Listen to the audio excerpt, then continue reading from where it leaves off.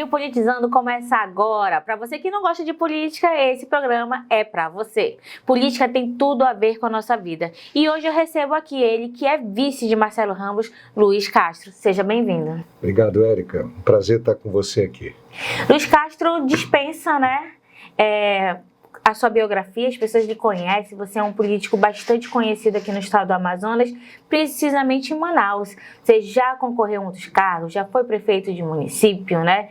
Já foi deputado e agora você está como vice. E aí teve várias reviravoltas, né?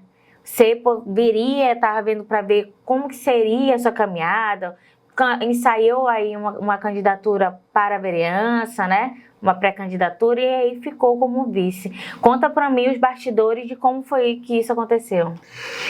Pois, Érica, foi uma decisão tomada com certa rapidez, porque o Marcelo me chamou para conversar, me fez o convite e me colocou que era importante, né, que eu fosse o vice dele, que isso ia dar uma solidez maior, um referencial maior para a campanha dele.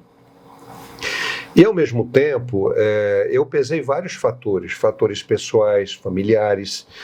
Um conjunto de fatores me levou a tomar a decisão de aceitar, né? Inclusive a indicação do próprio partido nacional também abonou essa ideia. E conversei com a minha família e tomei a decisão de aceitar. Você é presidente do partido. Fala um pouco do partido e como foi a sua reunião com o presidente nacional. Na verdade, nós conversamos por telefone, né? É o partido? É o PDT, né? E a união do PT e do PDT, ela acontece em nível nacional. O PDT hoje apoia o governo Lula e o nosso ministro da Previdência, o Carlos Lupe, é do PDT. E temos o Valdez Góes, ex-governador do Amapá, também como ministro. Então há uma relação de aliança política entre o PDT e o PT. Claro que cada um dentro do seu perfil. O PDT tem uma história, tem uma trajetória, nem sempre coincidente com o PT. Mas na conjuntura política atual, o PDT e o PT estão aliados. Isso foi considerado também. E, portanto, um conjunto de fatores, né? A opinião nacional não foi uma imposição, o convite do Marcelo, as minhas questões mais pessoais e familiares, foi um conjunto de fatores que me levou a aceitar, inclusive percebendo que a eleição vai além, a política vai além dessa eleição, né? E que é importante fortalecer o Marcelo para ele se tornar protagonista de um processo de liderança política para o futuro. Então a gente precisa compreender que a política é feita de vários passos. E percebi que eu não estava tão motivado para ser candidato a vereador como deveria estar, né? A gente já está em eleição, né? Já estamos caminhando na eleição. É verdade, às vezes eu me esqueço, penso que eu sou pré-candidato ainda. E aí eu lembro que o Convergente entrou em contato com você para você explicar a questão, né, de você ter aceitado a candidatura. E aí havia nos bastidores aí que você estava com os rumores, né, de que a gente coloca na política, né, namorando com Roberto Cidade, né, com a chapa de Roberto Cidade.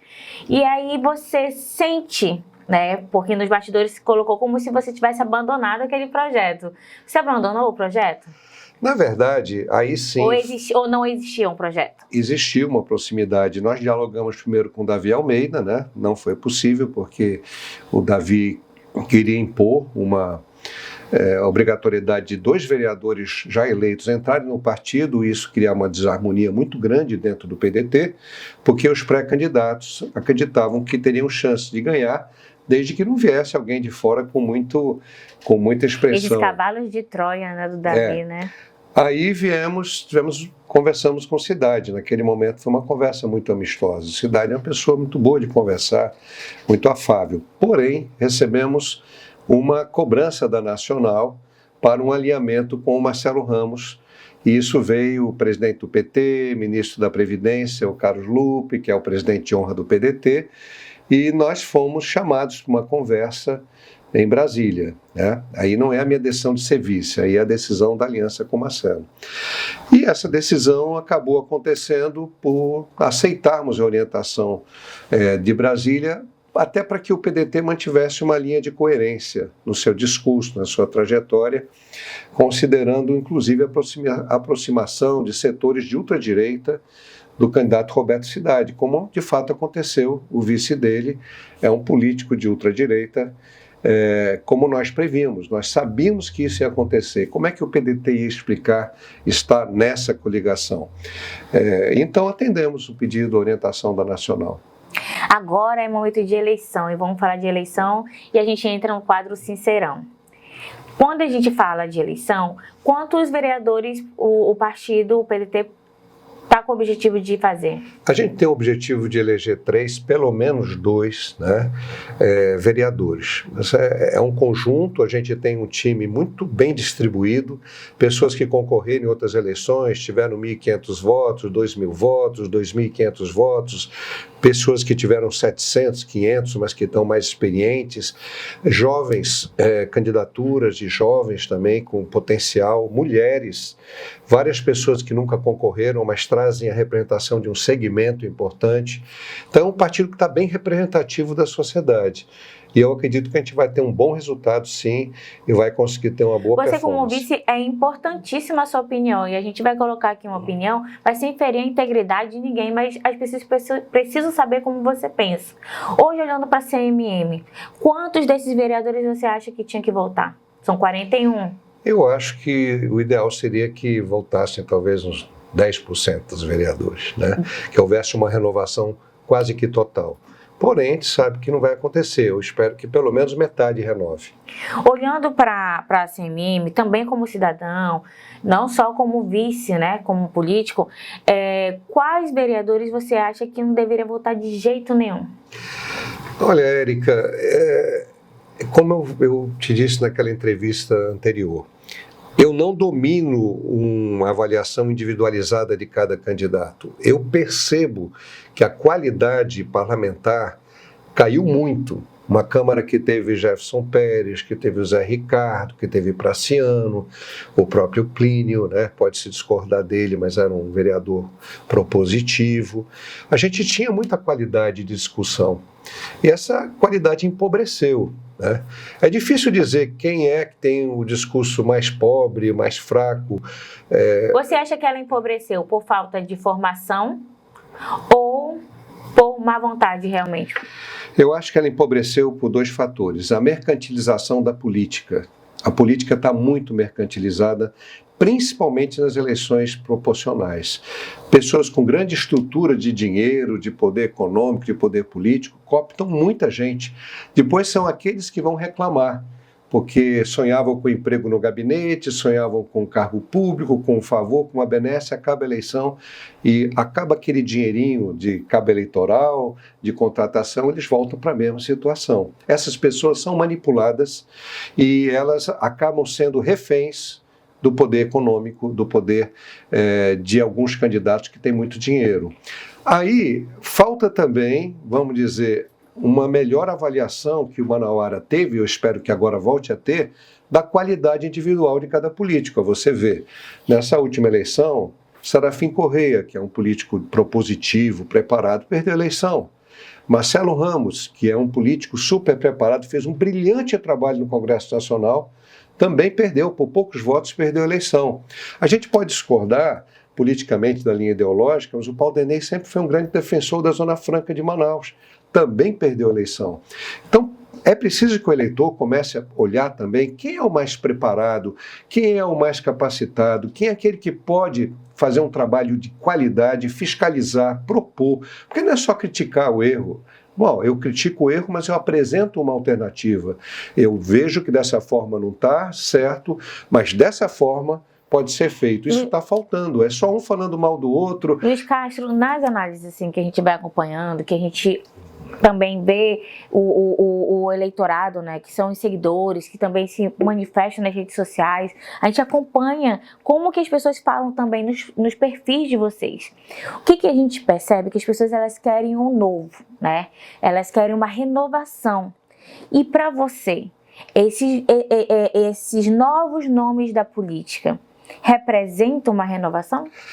Pois é, existe uma diferença entre ser jovem na idade e ser jovem na sua mentalidade e na sua ação.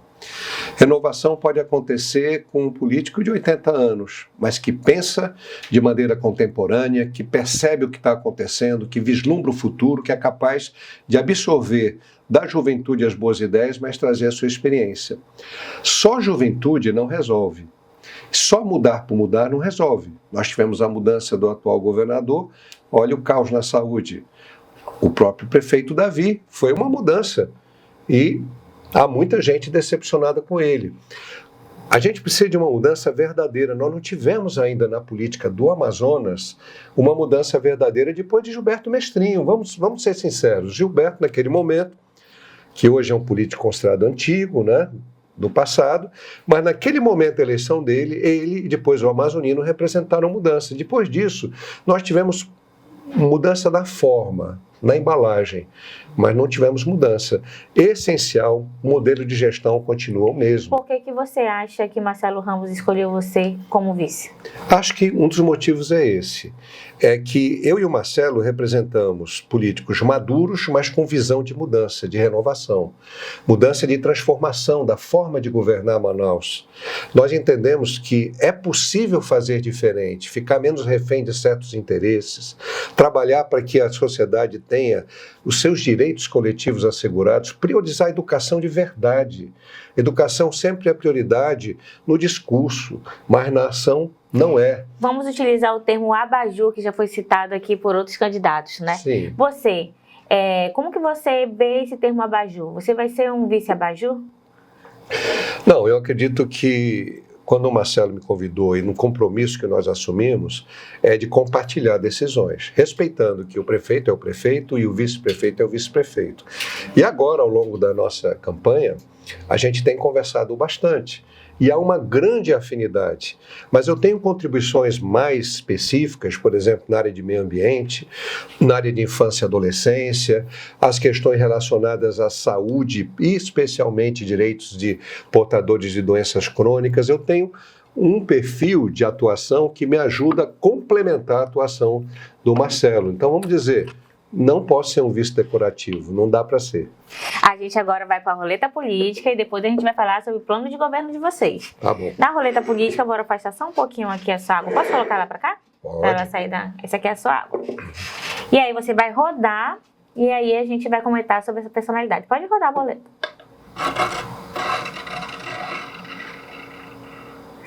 Roberto Cidade. Como é que você avalia a candidatura de Roberto Cidade? Bom, o Roberto Cidade em si é uma pessoa educada, uma pessoa afável, de bom trato, né? Um político que no interior tem um potencial imenso. É um político também abonado, né? Com empresário, família de empresários. Mas o Roberto não é exatamente um homem de Manaus, como é o Marcelo. O Marcelo é, de fato, uma pessoa com uma visão, com um conhecimento profundo de Manaus. O Roberto é uma pessoa mais do interior, e não estou desqualificando qualidade. Ele é um político eminentemente, até no seu jeito de falar, Se de você postar. não estivesse apoiando o Marcelo Ramos, você votaria no Roberto Cidade? Se eu fosse aliado do Roberto, estivesse na coligação, eu Se teria saiu obrigação, bem, né? Se saiu bem. eu teria obrigação de votar nele, né? Mas não é o caso. E eu acredito que a gente faz as comparações e vai observando que o Marcelo é o mais preparado, o mais comprometido e aquele que pode trazer mais recursos para Manaus com a sua aliança com o governo federal. Essa proximidade do Marcelo com o presidente Lula é um fator muito importante para Manaus. E o Marcelo fala uma coisa verdadeira. Eu mesmo discordei várias vezes do presidente Lula, do próprio PT, mas eu não posso deixar de reconhecer que, através dos governos do Lula, Manaus recebeu inúmeros benefícios. Né? E você vê a Arena, você vê o financiamento da ponte, você vê o Prosamin, você vê muita coisa, aí o ProUni, o Luz para Todos, foram realizações trazidas pelo governo do Lula. É bom reavivar essa memória. Assim como o próprio Marcelo, como deputado federal, foi o deputado federal que mais trouxe recursos para para Manaus da história do Amazonas. Ele colocou muito dinheiro e várias realizações do governo do estado e da prefeitura hoje aconteceram porque o Marcelo apresentou emendas. E sobre Roberto Cidade, sem levar a ideologia, né, como um ponto de análise, você acha que ele fez uma boa escolha para a campanha dele estar como vice o Coronel Menezes? Olha, eu não tenho nada de pessoal contra o Coronel Menezes. Ele que tem que avaliar, ele fez uma escolha à direita para tentar agradar um público, um eleitorado que tem identidade com a direita, para enfraquecer, inclusive, o capitão Alberto Neto, que é, de fato, o candidato representativo da direita no Amazonas, inclusive pela proximidade com o presidente. Mas ele fez essa opção. É um direito dele fazer, mas fica claro que hoje ele se coloca como um candidato de direita. Vamos lá, mais um.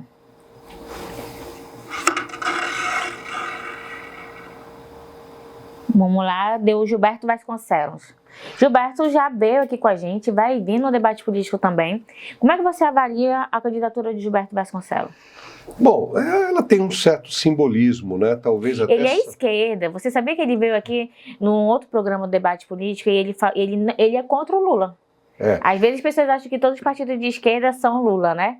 E ele falou contra o Lula, inclusive ele disse que o Lula governa para os bilionários.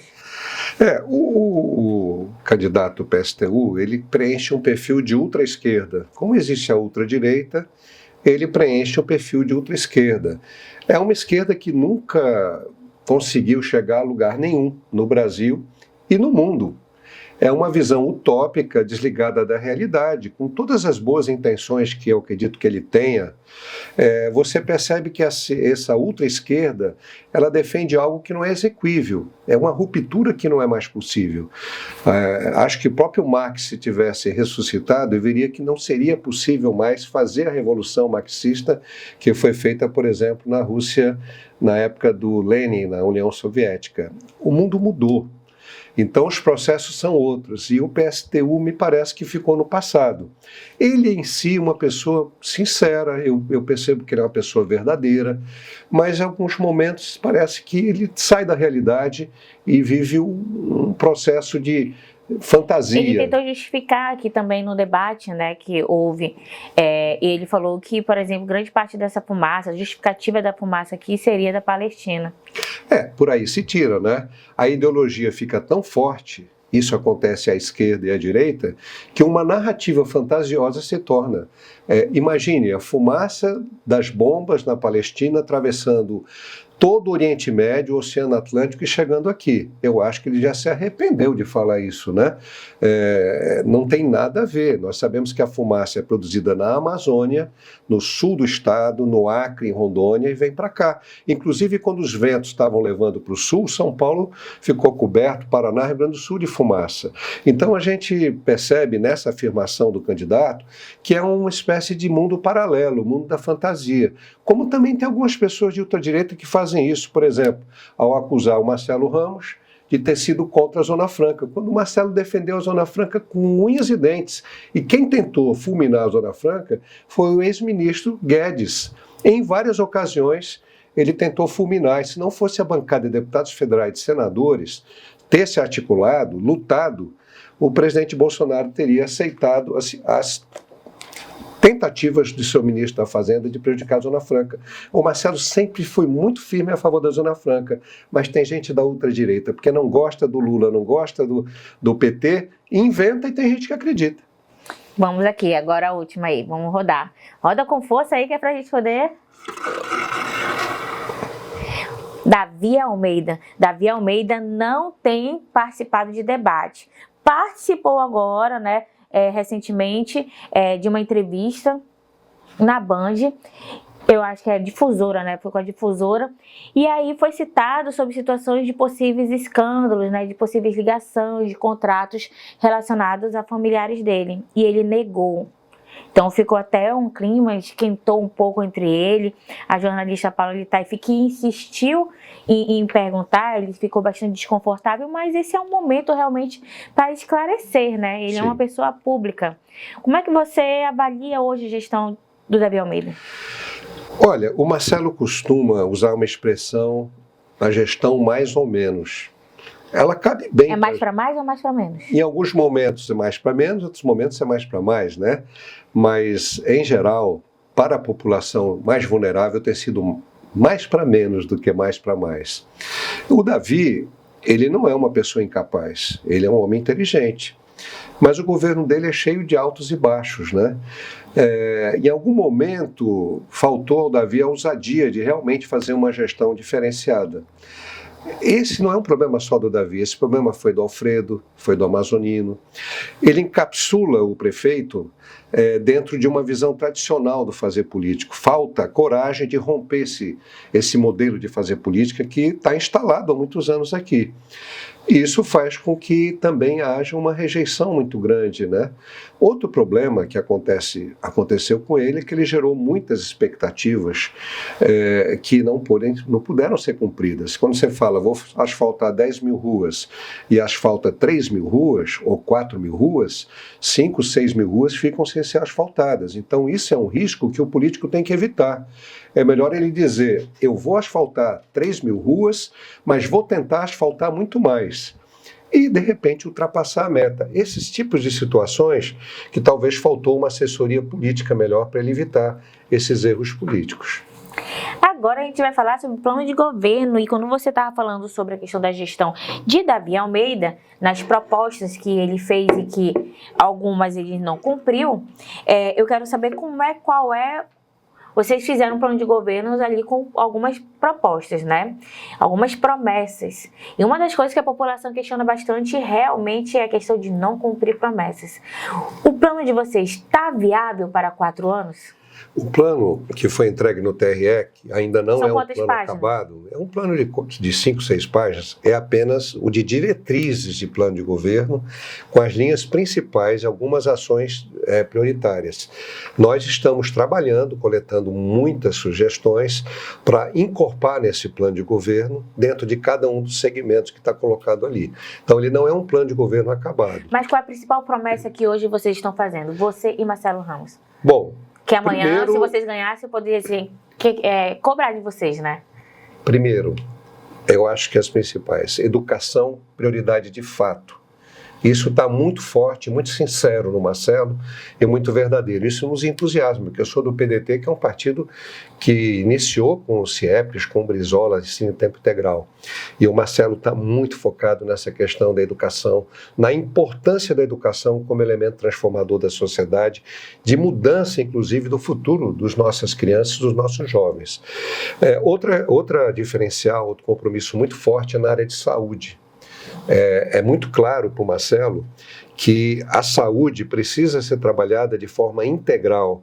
Nós temos ainda vários bairros de Manaus que não são atendidos pela saúde municipal. E ele tem esse compromisso de que o médico da família volte a visitar as famílias que têm idosos com hipertensão, com diabetes, doentes crônicos e mulheres gestantes e recém-nascidos. Isso acontece em várias cidades do Brasil. Iniciou aqui, depois houve um recuo. Trabalhar a estrutura da saúde para diminuir a pressão sobre os hospitais, aumentando a resolutividade, mais exames médicos, mais medicamentos, evitando que muitas pessoas que não conseguem chegar numa UBS, por exemplo, estender o horário da UBS. Preciso estender sim o horário da UBS para que aquela família, aquela mãe que chega tarde do trabalho ainda possa levar o seu filho doente, não tenha que faltar ao trabalho. São coisas assim, às vezes parecem muito simples, mas tem um efeito muito grande na vida das pessoas que não têm plano de saúde, das pessoas que não têm dinheiro para pagar a consulta particular. Outra prioridade do Marcelo é a mobilidade urbana, mas sem aquelas mentiras, aquelas quimeras, aquelas loucuras, vou fazer monotrilho, vou fazer isso. O Marcelo tem experiência nessa área, é um estudioso da área, planeja aumentar a velocidade média dos ônibus para que o trânsito flua, que não se permita que os caminhões fiquem atrapalhando a fluidez do trânsito, que é um problema grave, horário de pico, cheio de caminhões dentro da cidade, nas vias da cidade, isso é proibido, mas não é respeitado. A questão de alargar as ruas, que precisam ser alargadas para poder implantar um BRT separado, sem atrapalhar o trânsito dos automóveis, enfim. Então tem uma visão muito interessante. E finalmente, eu tenho que colocar uma coisa que me é muito cara, a prevenção à violência, não só através da educação, mas também das políticas sociais para evitar, e aí entre esporte, assistência social, cultura, junto com a educação, que é o carro-chefe, para evitar que as nossas crianças, nossos jovens sejam cooptados pelo mundo das drogas. Isso é muito importante. Vocês ficaram curiosos sobre o plano de governo? A gente tem uma matéria no site do Convergente, onde a gente tem o plano de governo de todos os candidatos. E aí, agora, a gente vai finalizando o nosso Politizando. Eu agradeço muito a sua presença e eu gostaria que você falasse qual é o seu pódio e deixasse uma mensagem, né, dizendo o nome da sua coligação, o número realmente de quem quiser votar, né, em vocês. Agora é com você. Érica, agradecer a você, agradecer a todos que nos assistem, lembrar que também é prioridade algo que eu tenho uma afinidade imensa, que é as questões socioambientais. Estamos aí na fumaça, mudanças climáticas, então acrescento também nas nossas prioridades toda essa preocupação de fortalecer a política ambiental de Manaus. E eu venho aqui para contribuir com o Marcelo, mas principalmente contribuir com a população de Manaus. Nós estamos oferecendo uma opção totalmente diferente das outras. Tem um candidato que gosta de fazer meme, mas se você observar, por volta dele é mais do mesmo com uma roupagem nova. Marcelo e eu estamos trazendo, de fato, uma proposta diferenciada, uma proposta transformadora da forma de administrar Manaus, olhando os mais vulneráveis, os mais pobres, as crianças, as mulheres, mais creches. De fato, é a diferença da nossa candidatura que a gente acredita que as pessoas vão começar a perceber, além da competência do Marcelo. E eu quero aqui pedir a cada um de vocês que no dia 6 de outubro não esqueça de votar em Manaus, em votar em você que acredita nos sonhos de um futuro melhor para a sua família, para os seus filhos, numa cidade melhor, numa cidade com prosperidade para todos, não só para uma minoria. É por isso que eu estou com o Marcelo e é por isso que eu peço que você vote na gente no dia 6 e o nosso número é o 13. E assim a gente vai terminando o nosso Politizando, dizendo para você que aqui a gente prepara você com informação para você saber escolher quem você vai votar nessa eleição de 2024. Gostou? Manda para outras pessoas também assistir esse programa. Aproveita, vai lá no sininho, te inscreve, porque toda vez que eu estiver ao vivo, você vai saber.